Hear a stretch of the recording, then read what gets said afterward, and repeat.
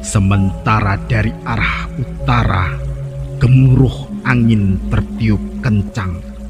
Awan hitam menggulung, hujan abu, puncak Merapi memuntahkan lahar dingin mengalir ke arah tenggara, menerjang Pakuwon Prambanan.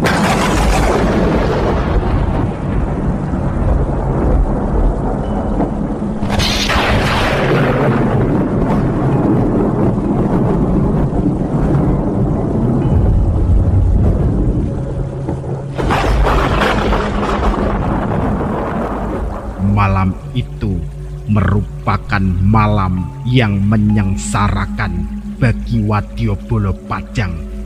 Mereka lari tunggang langgang mencari hidup. Saking tengahing samudra,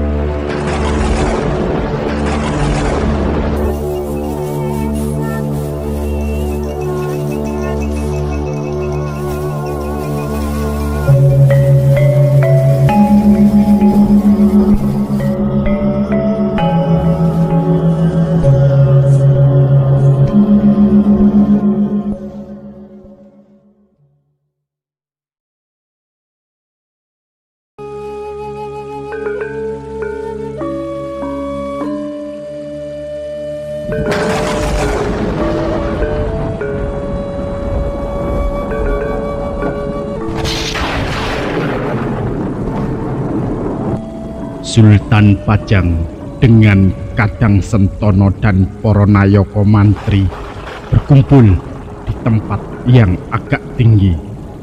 Kemudian seluruh Wadyabala yang masih selamat diperintahkan untuk bergerak menuju ke utara dan Maguwon di wilayah Tembayat.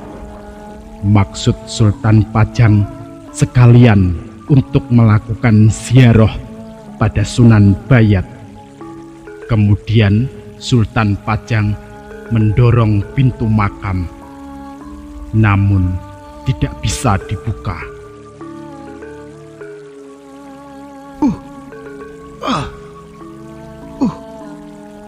Kenapa ini? Kok tidak bisa dibuka pintu ini? Maaf, Juru Kunci. Apa sebabnya pintu saya dorong tidak bisa terbuka? Punten dalem sewu sinuwun, memang tak dikehendaki oleh Yang Widi. Kedatangan Paduka memang sudah ditolak karena Wahyu Kedaton sudah berpindah ke Raja Mataram. Sultan Hadiwijaya menjadi lemas tubuhnya setelah mendengar penuturan Ki Juru Kunci makam Sunan Tembayat. Karena sudah penat, Sultan Hadiwijaya tidur di balik kencur. Baru kali ini Sang Prabu merasakan nikmatnya tidur. Seluruh Kadang Sentono tidurnya bergantian. Para prajurit juga bergantian untuk istirahat.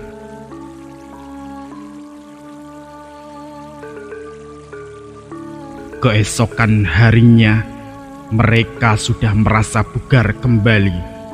Sultan Hadiwijaya memerintahkan kepada segenap Wadyabala dan Sentono Nayaka Praja untuk kembali ke Pajang. Sultan Hadiwijaya naik gajah. Dalam perjalanan ke arah timur, di pertigaan jalan ke arah Pajang, Sultan Hadiwijaya jatuh dari tunggangannya. Kemudian para prajurit mengangkat Sultan Hadiwijaya menuju Pajang dan ditandu.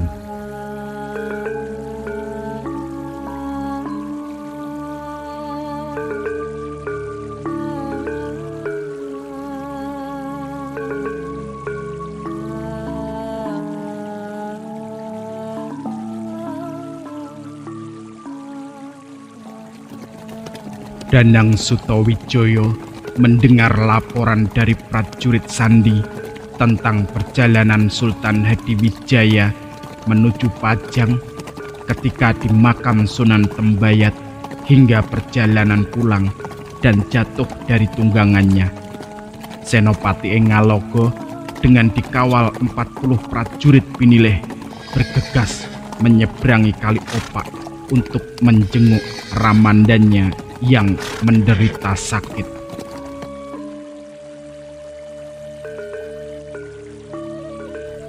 Sementara itu, Wadyabala Mataram membubarkan diri dari Pakuwon, Randu Lawang, dan bergerak ke arah utara membuat baris pendem mengepung pasukan Pajang. Hal ini terjaga-jaga jika keadaan menjadi semakin memburuk.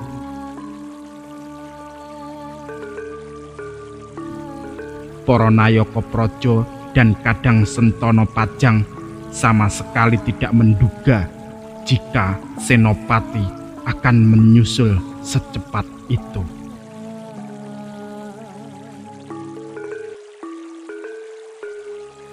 Punten dalem sewu sinuwun, ini Kakang Senopati datang beserta 40 pengawalnya. Jika sinuwun mengizinkan hamba untuk menghadapi seluruh prajuritnya agar kembali ke Mataram, hamba juga bersedia bertempur dengannya. Mereka itu hanya sedikit, sedangkan kita itu banyak. Anakku semua, jangan ada yang berani melawan kakakmu Senopati Engalogo, karena dialah kelak yang akan menggantikanku ketika aku telah meninggal. Sebagai saudara yang tertua, maka ia wajib untuk dihormati. Kakakmu Senopati itu sangat sayang padaku, maka kedatangannya itu untuk mengantarkan aku agar tak terjadi benturan dengan pasukannya. Kelak sepeninggalku, jika aku sudah meninggal, supaya kalian menurut pada kakakmu Senopati Engalogo.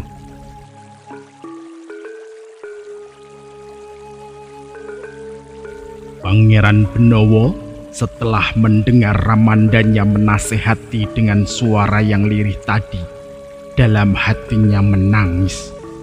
Para pangeran dan putra Sentono menangis terisak-isak dalam perjalanan.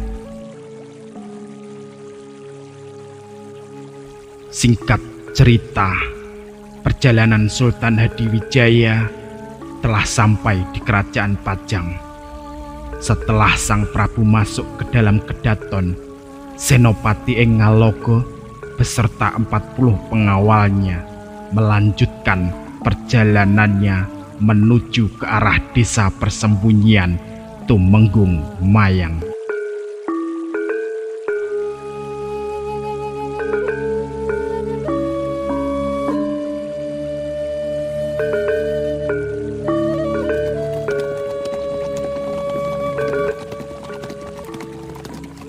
Sultan Pajang menerima laporan bahwa Senopati Engalogo tidak singgah di Pajang, tetapi melanjutkan perjalanannya untuk menemui saudaranya di desa Mayang.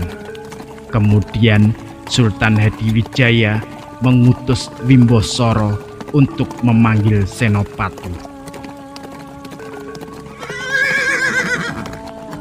Kanjeng Senopati, Paduka diminta untuk menghadap di istana oleh Baginda Sultan.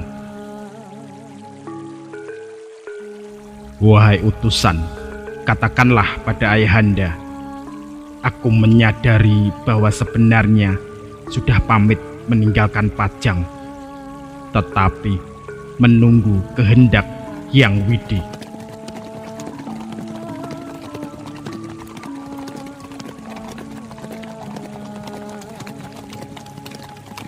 Wimbosoro yang meninggalkan desa Mayang dan melaporkan kepada Sultan Hadiwijaya bahwa Senopati minta maaf karena sudah minta diri meninggalkan Pajang. tetapi menunggu waktu kehendak dari Yang Maha Kuasa. Terlalu berani anak ini, gumamnya Sultan Hadiwijaya dalam hati. Jeng budal gumuruh saking tengahing samudra. Pada saat itu, yang sedang singgah di desa Mayang, tengah malam tatkala kokok ayam pertama, udara semakin dingin, keadaan di dalam istana menjadi hening, suara cengkerik, gangsir, dan orang-orang yang memecah kesunyian malam. Senopati Engaloko keluar dari rumah, kemudian berdiri di tengah pelataran, dan tak seorang pun yang melihatnya. Tiba-tiba datanglah juru taman utusan Nyai Roro Kidul.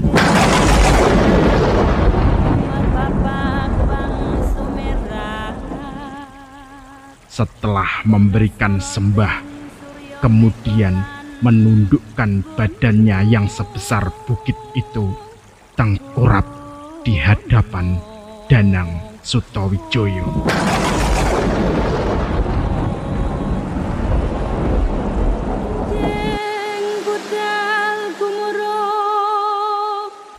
Tuanku, jika menginginkan mengalahkan Ayahanda Sultan Pajang, maka hambalah yang akan melaksanakannya. Mati hidupku sudah aku baktikan kepadamu. Ki Juru Taman, Sun tarimo prasetyamu marang ingsun. Sayekti ingsun datan darbe kayun, apa sakar piro? Saking tengahing samudra.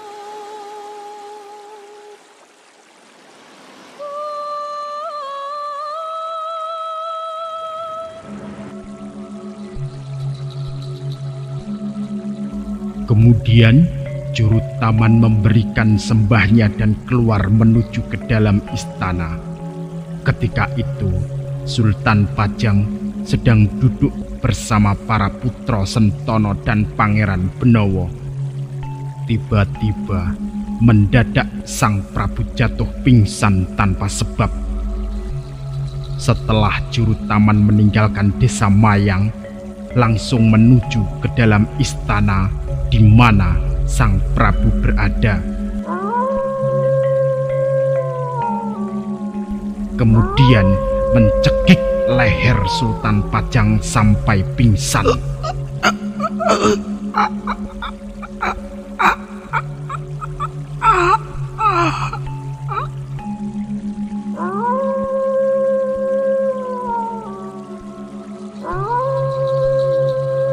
Tentu saja tidak ada yang mengetahui keberadaan juru taman, karena juru taman memang bukan golongan manusia.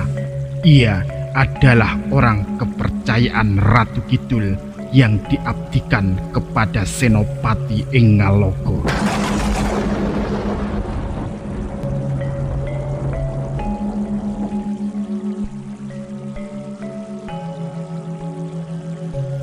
Sultan Hadiwijaya keadaannya semakin mengkhawatirkan. Keluarga dekat sahut menyahut menangis, sehingga menjadikan suasana bertambah mengharukan. 3 hari 3 malam, Senopati berada di desa Mayang, kemudian meninggalkan desa Mayang dan kembali ke Mataram, kemudian memerintahkan kepada seluruh kerabat Mataram untuk membeli bunga telasih dan ditumpuk di jalanan menuju ke Pura Pajang.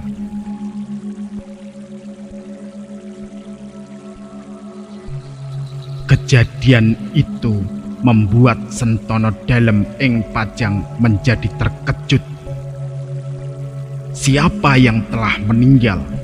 Sultan Hadiwijaya memang sakit, tetapi mengapa jalan yang menuju ke Pura Pajang dipenuhi tumpukan bunga telasih?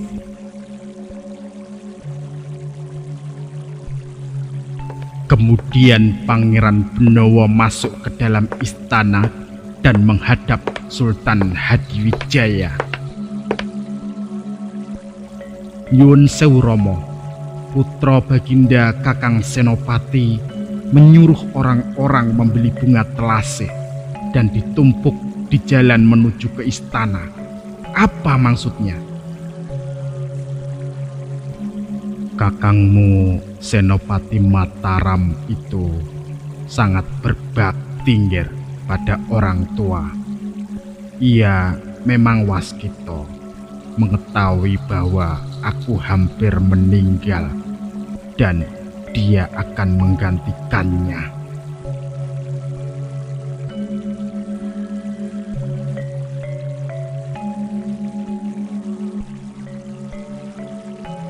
Beberapa hari kemudian, Kanjeng Sultan Hadiwijaya wafat. Para putra pangeran Kadang Sentono dan Nayaka Praja, Gandhek Bupati lengkap hadir semua. Juga beberapa istri para punggawa, Tumenggung, Pecat Tondo, Ronggo Demang, dan Ngabehi menangisi kepergian Sang Prabu.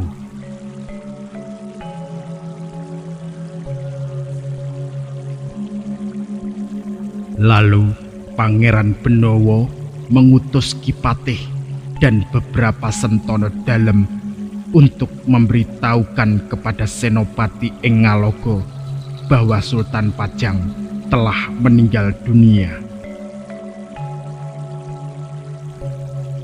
Paman Patih, lawan sira lurahing Tamtama padha sun tari ing rembak. Ingsun kinen atut dingin wewelingi Rama Prabu kang swarga marang Kakang Senopati Mataram. Pan punika kadang sepuh Kanjeng Rama Woseda prayoga Kakang Senopati ngaturaken weruh nadyan miyang ta miyanga kadang ingsun tuwa yekti gegentine Kanjeng Rama ing dununge sembah ingsun sayekti.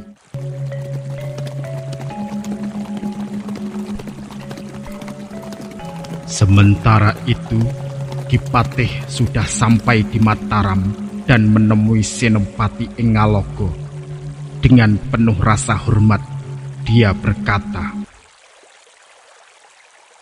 "Punten dalem sewu sinuwun, hamba diutus oleh adik tuan Pangeran Benowo untuk memberitahukan bahwa saat ini Ayahanda Paduka Prabu Sultan Hadiwijaya telah wafat. Kehadiran tuan ditunggu untuk memandikan jenazahnya." Allahumma ighfir lana ya Ghaffar ya Ghaffar.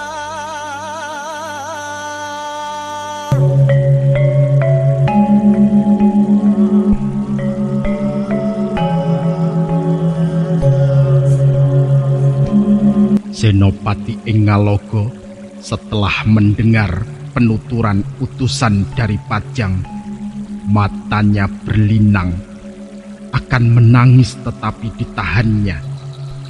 Tetapi dalam hati tetap menangis.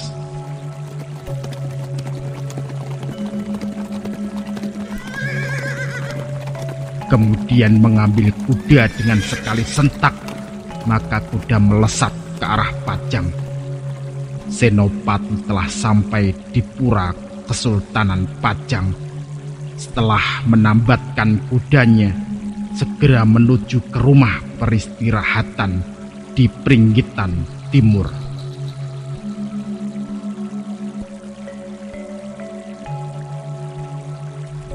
Danang Sutawijaya langsung mendekati jenazah almarhum Sultan Hadiwijaya.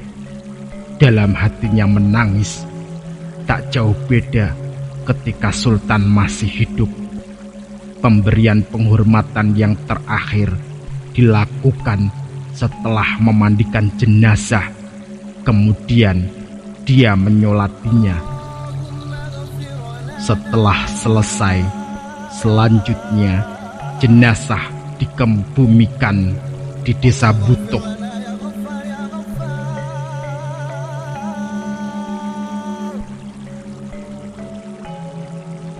Para pelayat pun datang dari berbagai penjuru. Kemudian selama 40 hari 40 malam diadakan majelis doa yang dilakukan oleh para santri dari Kudus, Giri, dan juga dari Tembayat.